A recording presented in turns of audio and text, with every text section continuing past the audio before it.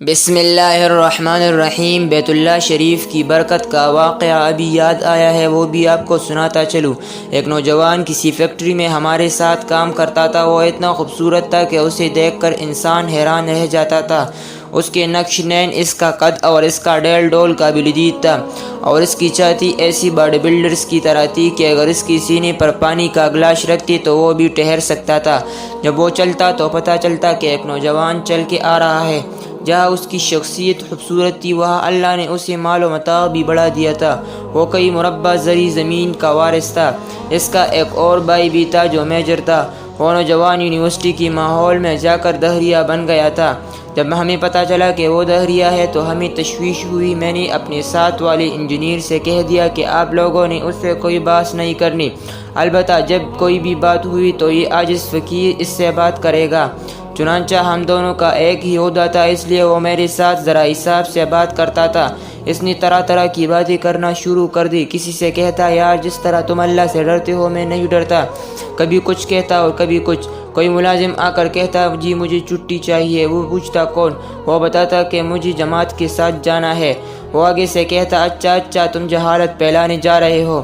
ایک دن اس نے آ کر انجینئر سے یہ کہا، یار میں آج جنازہ پڑھنے گیا تھا، میں نے کئی قبروں کو ہاتھ لگا کر دیکھا، لیکن مجھے تو ان میں سے کوئی بھی گرم محسوس نہیں ہوا۔ اس طرح وہ ملامت کرتا تھا۔ ان حالات کے پیش نظر ہم اس کی ہدایت کے لیے دعا بھی کیا کرتے تھے، اور اس انتظار میں بھی کہ کسی مناسب وقت میں اس سے بات کریں گے۔ ایک دن اس نے بتایا کہ میری والدہ نے میری شادی کا پروگرام بنایا ہے۔ ہم نے کہا بہت اچھا۔ جب اس نے یہ بات ظاہر کی تو ادھر ادھر سے تجاویز آنی شروع ہو گئی۔ کبھی کرنل کی بیٹی کے لیے ڈیمانڈ آتی تو کبھی جنرل کی بیٹی کے لیے، کبھی لیڈی ڈاکٹر کے لیے ڈیمانڈ آتی تو کبھی پروفیسر کے لیے۔ ہم حیران تھے کہ اس کے آس پاس ایک مہینے میں 109 رشتے آئے، کیونکہ جو بندہ بھی اس کو دیکھتا ہے اس کا جی چاہتا کہ ہمارے قریب ہی کہیں اس کا رشتہ ہو جائے۔ اس نے مجھ سے مشورہ کیا کہ اب میں کیا کروں۔ میں نے کہا، جی آپ سب کو پڑھ لے کہ یہ کیسے کیسے لوگ ہیں، پھر ان میں سے جو 5-10 آپ کو مناسب نظر آئے ان سے ملاقات کر لے، اس کے بعد آپ کے لیے فیصلہ کرنا آسان ہو جائے گا۔ اس نے کہا ٹھیک ہے۔ اسی بات چیت کے دوران میں نے اس سے کہا، جی آپ اللہ کے بارے میں ایسی جرت والی گفتگو نہ کیا کرے، کیونکہ اللہ کی لاٹھی بے آواز ہے۔ وہ کہنے لگا، آپ کہتے تو آئندہ ایسی کوئی بات نہیں کروں گا، ویسے میں اتنا ڈرتا نہیں ہوں۔ جب اس نے یہ بات کہی تو میں نے اس سے کہا، اچھا پھر میری بات بھی سن لے کہ اب آپ تیار ہو جائے، کیونکہ جو اللہ پر اتنی جرت کرتا ہے پھر اللہ اسے تگنی کا ناچ نچا دیتے ہیں۔ جو باتوں سے نہیں مانتا وہ لاتوں سے مانگتا ہے۔ وہ کہنے لگا، ٹھیک ہے، آپ بھی یہی ہیں اور میں بھی یہی ہوں۔ تیسری دن ہمیں اطلاع ملی کہ وہ موٹر سائیکل پر جا رہے تھے، اس کا اچانک ایکسیڈنٹ ہوا۔ اس کی چوٹ تو آئی ہے مگر اتنی سیریس نہیں، اس وجہ سے وہ آج چھٹی پر ہے۔ ہم اس کی تباہ پرسی کے لیے اس کی رہائش گاہ پر گئے۔ ہم نے اس سے پوچھا، جی آپ کا ایکسیڈنٹ کیسے ہوا؟ وہ کہنے لگا، بس اچانک ہی ایکسیڈنٹ ہوا، سڑک بالکل صاف تھی، میں تو آرام سے موٹر سائیکل چلاتی ہوئی جا رہا تھا، آنکھوں کے سامنے اچانک اندھیرا سا آیا اور میری موٹر سائیکل نیچے گر گئی۔ 2-4 دن بعد اطلاع ملی کہ وہ پیدل چل رہا تھا کہ اچانک نیچے گر گیا۔ اس نے لاہور جا کر اپنا چیک اپ کروایا تو انہوں نے اس کا علاج شروع کر دیا۔ علاج کرتے کرتے کسی نے بتایا کہ اس کے عصبی نظام میں کوئی خرابی ہے، لہذا اس کا آپریشن کرنا پڑا، اور اس کے بھائی نے جنرل ڈاکٹروں کا ایک پینل بنوایا۔ وہ سب کے سب باہر سے پڑھ کر تجربہ کر کے آئے تھے۔ انہوں نے شہرہ میں ایک فوجی اسپتال میں اس کا آپریشن کیا۔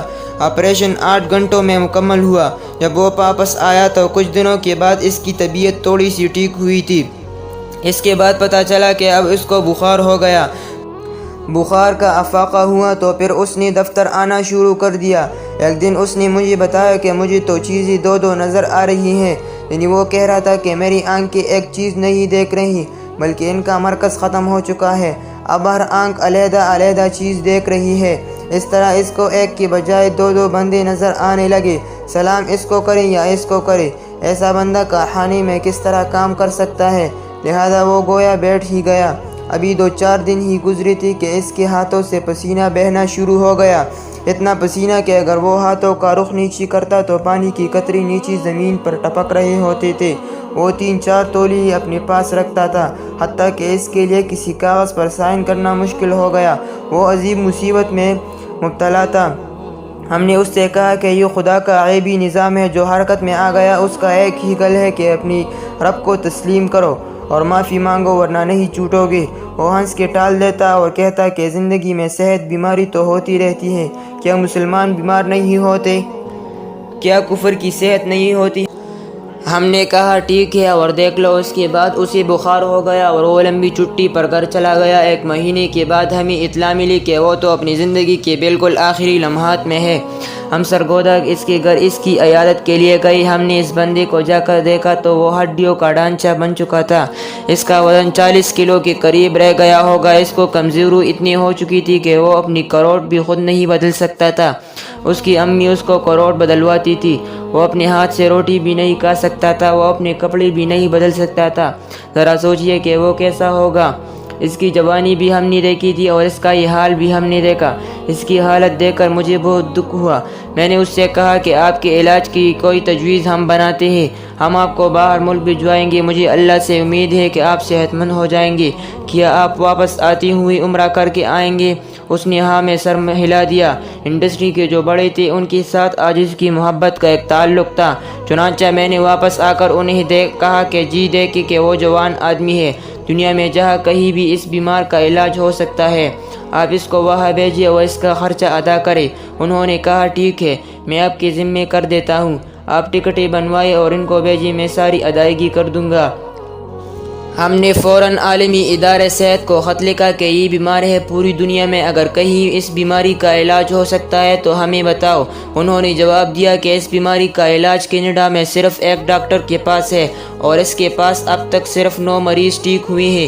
ہم نے ان سے رابطہ کیا۔ اس ڈاکٹر نے بتایا کہ میری بیوی بھی اس مرض میں مبتلا تھی، میں نے دن رات محنت کی اور وہ صحت مند ہو گئی۔ اس وقت تک میرے پاس 9 مریض ٹھیک ہو چکے ہیں۔ اگر آپ بھی آنا چاہتے ہیں تو آ جائے، اتنا خرچہ ہوگا۔ ہم نے جہاں اس کی کینیڈا کے لیے ٹکٹ ہی بنوائی وہاں ساتھ اس کی بائی کی بھی بنوائی، کیونکہ وہ خود تو جا نہیں سکتا تھا۔ اللہ کی شان کہ جب اس عاجز نے ان کی ٹکٹ ہی بنوائی تو واپس ہی سعودی عرب کی ذریعہ بنوائے۔ ہم نے اس کے بھائی سے کہہ دیا کہ دیکھو اس نے عمرہ کرنے کے لیے ہاں کی ہوئی ہے، لہٰذا آپ واپسی پر خود بھی عمرہ کرنا اور اس کو بھی عمرہ کروانا۔ اس نے کہا ٹھیک ہے۔ اللہ کی شان دیکھیں کہ جب وہ واپس آیا تو جیسے ہم توقع کر رہے تھے وہ وہاں علاج کروا کے صحت مند ہو جائے گا، اس طرح وہ کافی صحت مند ہو گیا اور ملا۔ تھوڑی دیر بعد بیٹا تو کہنے لگا نماز کا وقت ہو گیا ہے۔ میں نے اس کے چہرے کی طرف دیکھا اور کہا خیر تو ہے؟ وہ کہنے لگا نماز کے لیے تیاری کر لے۔ میں نے کہا نماز کے لیے تو ابھی آدھا گھنٹہ باقی ہے، اس وقت میں آپ ہمیں اپنی سفر کی روایات سنائیں، اس کے بعد انشاءاللہ نماز بھی پڑھیں گے۔ اب اس نے اپنی روایات خود سنائی۔ وہ کہنے لگا کہ جب میں یہاں سے کینیڈا گیا تو ڈاکٹر نے مجھے مشین پر لٹا دیا، میرے ساتھ کمپیوٹر مشینیں جوڑ دیں اور لیبارٹری میں پتہ نہیں کہ کیا کچھ تھا، میری ہر چیز مانیٹر ہو رہی تھی۔